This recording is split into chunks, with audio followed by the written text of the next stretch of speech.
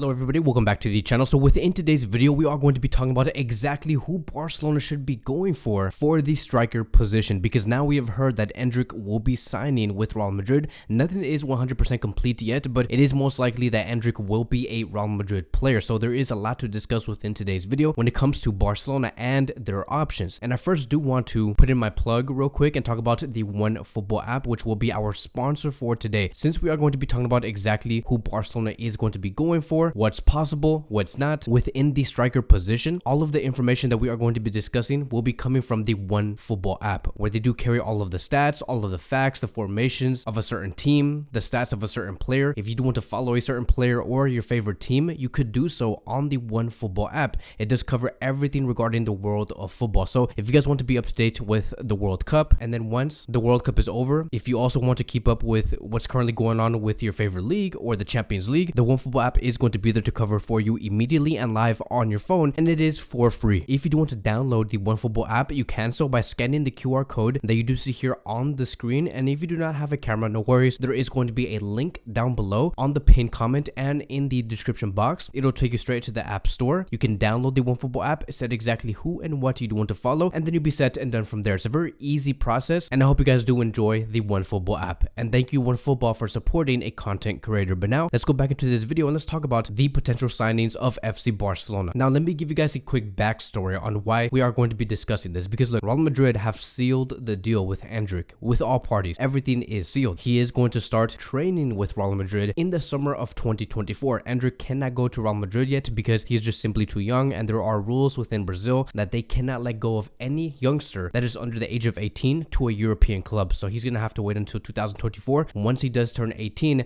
and then move to Real Madrid. And then once he's there, he'll sign a 6-year deal that'll take him straight to 2030. Real Madrid have also agreed that they will pay 60 million euros for Endrick plus 12 million euros in taxes. And keep in mind, this is a 16-year-old center forward that does play in Brazil. And so to pay around 60 million euros for Endrick plus 12 million, which will be around 72 million euros in total for this package, it is a lot of money. And keep in mind, everything is sealed, but nothing is signed yet, mainly because Real Madrid have to speak with FIFA, with the documentations and so forth. But they do want to finish all of this within this month, within the coming days. Now clearly we can see that Barcelona have missed out on a gem, because Endrick has been known to be the next Brazilian star to head towards Europe, very similar to how we saw Vinicius becoming very hyped once he did join Real Madrid. Everyone was saying that Vinicius was going to be the next Neymar, but now sitting here we're seeing that Endrick is going to be the next Neymar or the next Vinicius. I think that with Endrick there is more hype around this player, mainly because of the energy that he does bring on the field and because of his style. He really does play much more of a El Fenomeno, right, the Brazilian Ronaldo, than someone like Neymar Jr. or Vinicius. So you may ask, right, why have Barcelona not even budged going for this player, right? You might wonder why Barcelona did not even try to make a bid for Endrick and try to persuade Endrick that this is the club for him, because look, competition was welcomed from all angles coming from Endrick and his agents. They welcomed all European teams to get the highest price possible and to convince Endrick that this is the project for him. Now here's the thing, Barcelona were actually very interested in Endrick. If you guys did not know, Barca did see Endrick as the replacement of Lewandowski, and you and me talked about this. We talked about how Endrick should be the replacement for Lewandowski when his contract does run out in 2024, which is the time Endrick can come in. Even Xavi has said a couple of days ago to ESPN Brazil, and this is what he said to the media: "We have been speaking with Endrick's father and also with the player. I explained the project to them. We want talents like him. He is the type of player we need. I hope he joins FC Barcelona, but it depends on him." So again, it's very clear. Both projects coming from Real Madrid and Barcelona have been communicated to the father. And the fact that Endrick and the father and the agent still chose Real Madrid over FC Barcelona, even though again, we explained the project to him. If they really had second thoughts on Barcelona and chose Real Madrid, then that's fine. Players like that are not or no longer welcomed at FC Barcelona. It just seems like Endrick wants to follow the route of Vinicius, Rodrigo, Brazilian Ronaldo, which is fine. Like, we know that Endrick was a Barcelona fan before, but if he wants to join Real Madrid, that's okay. That's completely fine. If he chooses Real Madrid, then he does deserve to be there and never come to FC Barcelona. It would have never been a good fit in the first place if this was the type of character Endrick really is. Because if the father and Endrick really wanted to go to the best project possible in Europe, it would be FC Barcelona. Barcelona do have the best project possible. Now, I'm not here to be like very biased or sound very butthurt. I know that you guys are probably saying, Kevin, you're only saying that because you're a Barcelona fan and you believe that Barcelona have the best project. I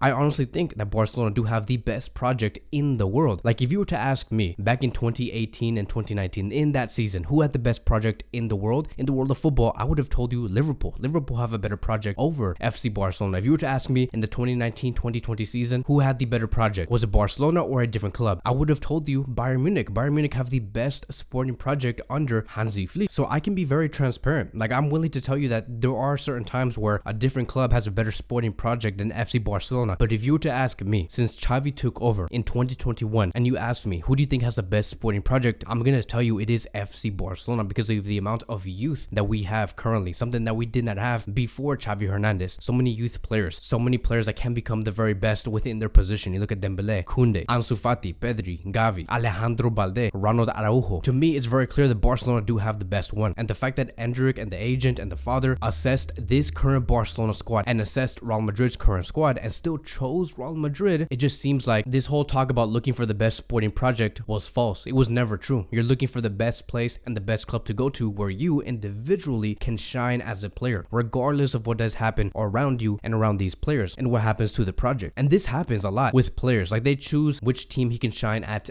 the most. You look at Neymar Jr. back in 2017. Who had the better sporting project, Barcelona or PSG? Barcelona at that time. If you were to compare Barcelona or PSG, it was Barcelona. So Neymar could have stayed there, but no. But what did Neymar do? He did not prioritize a project. What he did prioritize at that time is, where can I go to shine the most and be the limelight? I do not care if the players around me do not succeed or not, or if the sporting project is lower than FC Barcelona. Where can I go to better myself and get the spotlight? And that is why Neymar moved to PSG. The same attitude is going with Endrick and the father and the agent, is where can they get the most spotlight, which will be at Real Madrid, and then replace Benzema and to play with Rodrigo and to play with Vinicius, and that's fine. I really do not care. It does not really matter to me. If you want to go there, fine, have a lot of fun. Hope you get paid well. I hope you do win a lot of trophies. I wish you a lot of luck. But now, knowing the type of character these people are, Barcelona no longer want to be in their business. So now going on to the next phase, who should Barcelona be looking for next? And I know, right, let's keep in mind that Barcelona in the summer of 2023 can pull like 2 or 3 levers and get injected 400 million euros and maybe go for Kylian Mbappe or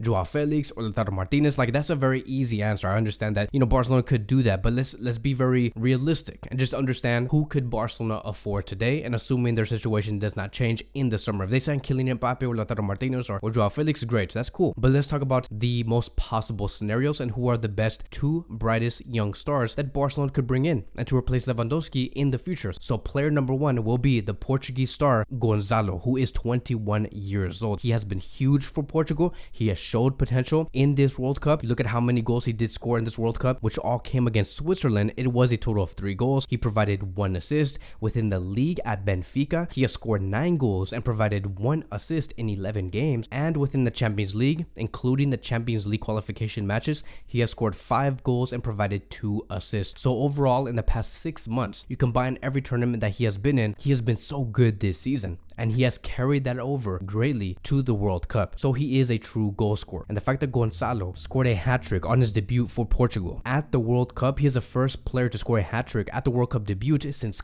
Colos back in 2002. So he is a phenomenal player, a true goal scorer. And he has the work rate defensively. He works a lot physically. Every time you try to take the ball away from him, it's extremely hard to take the ball away from Gonzalo. He has shown that, and he is a team player and he creates spaces for others. He's a very hard worker, which is something that is going to be greatly admired by Xavi and the rest of the technical staff. Now, he has not yet shown the level of creativity compared to someone like Lewandowski. He's not really there yet. He cannot really provide like a lot of assists and create 1-2 scenarios inside the box. He's not there yet, but he will be. I think that in time, because again, he's only 21 years old, he'll get to that level of creativity. And I do assume that because of his spectacular campaign that he has had in this World Cup to show the world that he is going to be a striker that many are going to be following, his transfer fee is probably going to go a little bit higher, because according to the transfer market, he is priced around 24 million euros. But I do believe that it will go higher than that in about a few days, maybe 35 million euros. And to be very honest, 35 million euros for a star striker like him who looks very promising, I think that it could be worth it. Moving on towards player number 2, it will be Moukoko, who just turned 18 years old about 2 or 3 weeks ago. He was called to the World Cup for Germany, but he was not seen like at all. He is considered as the German prodigy. It does say here, according to Sport, that Moukoko dreams of joining FC Barcelona, and the club have decided to sign him. Then it continues to say, Barcelona are very interested in the signing of Moukoko,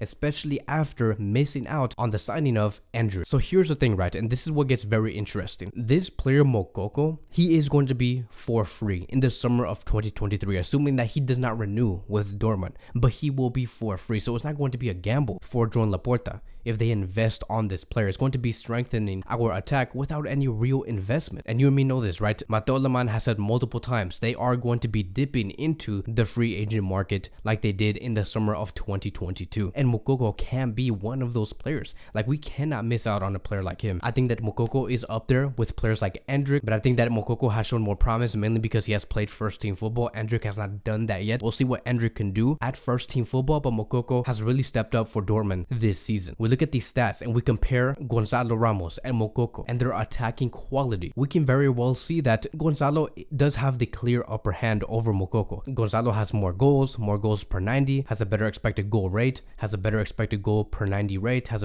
more head goals per 90, has more shots per 90. Gonzalo is superior at Moukoko in all areas when it comes to being that true number 9. And I just feel like Gonzalo has that chip on his shoulder because he does have that pressure of becoming that next Cristiano Ronaldo, not in terms of like level, but in terms of just scoring those goals. That is going to be missing because Ronaldo will be taking that step down. He is edging towards that phase of retirement, and I feel like Gonzalo can do something close to what Ronaldo did for Portugal and for his club team. Now, if we look at the creativity side of things, we look at the key passes and all these passes, and we compare Moukoko and Gonzalo. Moukoko is clear. Moukoko is the one who is much more creative compared to Gonzalo. And Xavi has been a coach that showed that he wants a center forward that can support the wingers, which is why we see Lewandowski always combining on 1-2s with Dembele or Ansu Fati, always dropping down and creating with Pedri and Gavi. So if we have a Ansu Fati, Moukoko, Yamal front three, we would have much more of a false 9 type of striker that can create with other players. Moukoko would be the ideal one because of how much more superior